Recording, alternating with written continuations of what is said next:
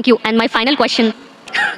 Okay, I have a Muslim friend and he suggested me to read Bible Old Testament. Okay, he specifically mentioned to go through the Old Testament in Bible, and then he said read Qur'an. But as you mentioned specifically, that Qur'an is the final revelation given by Allah.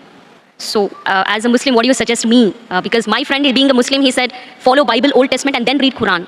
So Sister asked the question, one of her friends told her that first read the Old Testament, then read the Quran.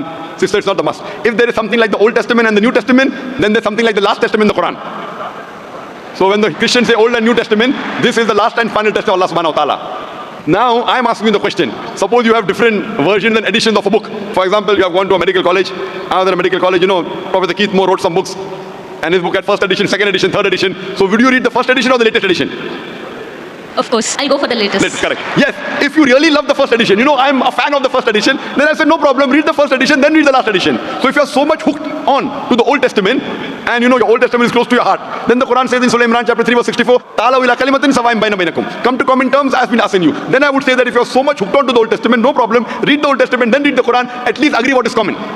And when we read the Old Testament, New Testament and the Quran, we come to know that the thing that is common in these scriptures is that there's one God, and He deserves to be worshipped. He has got no image, He is not begotten. It further says that Jesus Christ, peace be upon him, is not God. And both these scriptures say that the last and final messenger is Prophet Muhammad, peace be upon him.